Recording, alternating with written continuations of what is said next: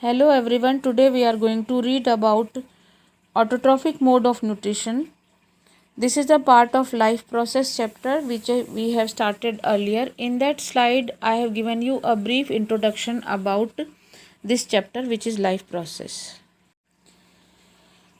When we talk about modes of nutrition, first of all, we must revise two things. First one is the life process and the second one is nutrition. Now, all the processes which together keep the living organism alive and perform the job of body maintenance are called life process. For example, we take nutrition, respiration, transportation, excretion. We cannot imagine any living being without these body functions. Now the second one is nutrition. So nutrition is the process of intake of nutrients and its utilization by an organism in various biological activities. Now where does we get these nutrients from? We get the nutrients from the food which we are taking.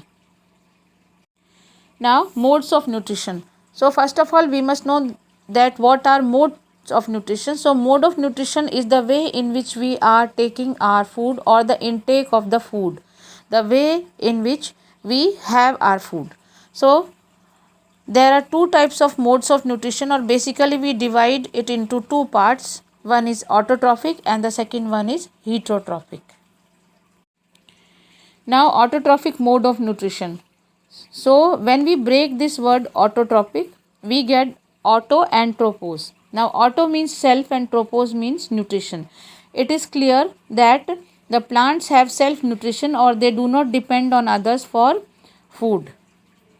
So we can define autotrophic as it is the kind of nutrition in which the organism prepare their own food utilizing only the inorganic raw materials present in the surroundings.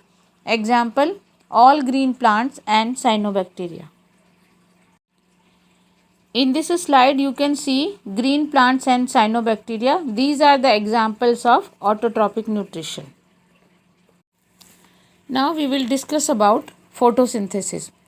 So when we break the word photosynthesis, we get two words, that is photos and synthesis. Now photo means light and synthesis means to prepare something. So we can say the process of preparing food is known as photosynthesis. Now when we talk about photosynthesis, in this process the light energy is changed into chemical energy. So we can define photosynthesis as the conversion of light energy into chemical energy by the green parts of the plant. This process is known as photosynthesis. Here you can see a photograph of plant. So when we talk about photosynthesis in plants, it takes place in green plants. Here we must understand that a specific pigment called chlorophyll is present in the plants, so they are green in color.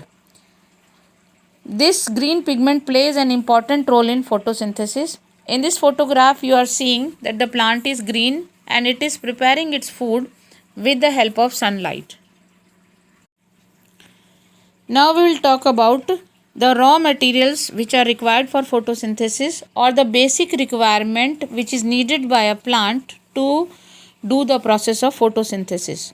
So first of all we recall that when we prepare food in our kitchen, we need some raw materials. For example, if we want to prepare a bread, we need wheat flour, oil, etc. In the same way, when plants prepare food, they need some raw material to perform photosynthesis. So what are these raw materials? So these raw materials are chlorophyll, sunlight, water and carbon dioxide. Plants absorb water from the soil. The photosynthetic pigment, which is chlorophyll, these are the colored organic substances which absorb visible light, and it is present in the green parts of the plant. It is composed of 7 different colors called VIBGYOR. These pigments are chlorophyll, xanthophyll and carotene. Now sunlight. The major raw material is sunlight. The quality of light affects photosynthesis as green pigment absorbs mostly the blue and red region of the spectrum. They reflect green light. Therefore, photosynthesis is high in blue and red light and does not occur in green light. Now, carbon dioxide. The land plants take carbon dioxide from atmosphere, which enters the leaf through the stomata present on the epidermal layer. The stomata are minute pores guarded by two kidney-shaped guard cells, which regulate the opening and closing of stomatal pore. In this slide, you can see the structure of stomata. You can see some dots are there. These are chloroplast. Now, the two kidney-shaped cells are there. These are guard cells.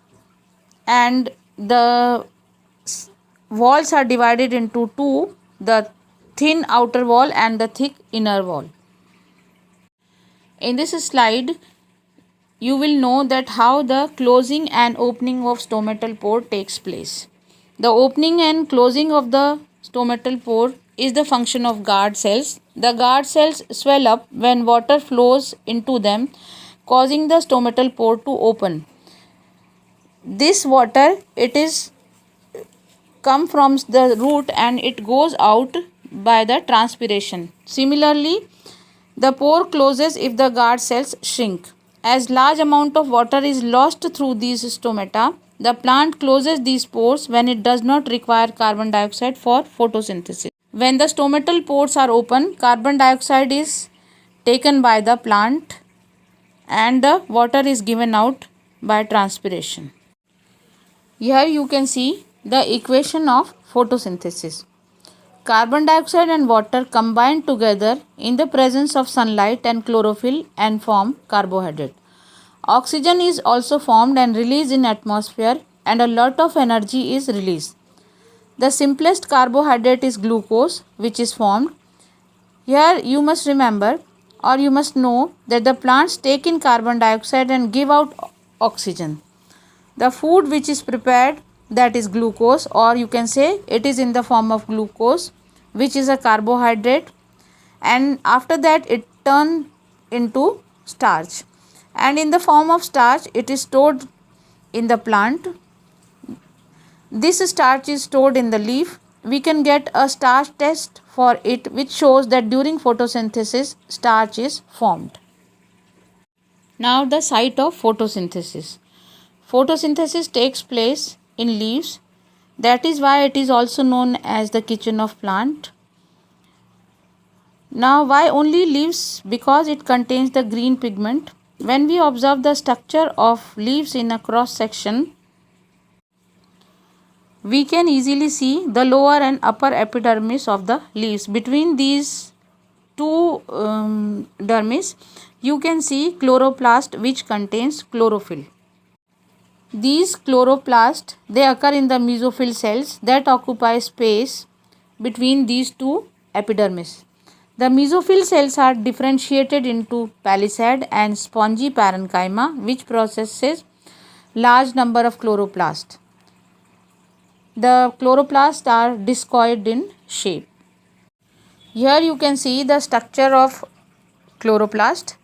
Chloroplast is an envelope-like structure where it is having two membranes, one inner membrane and one outer membrane. It is filled with a fluid which is known as stroma or stroma matrix. Now this stroma contains enzymes.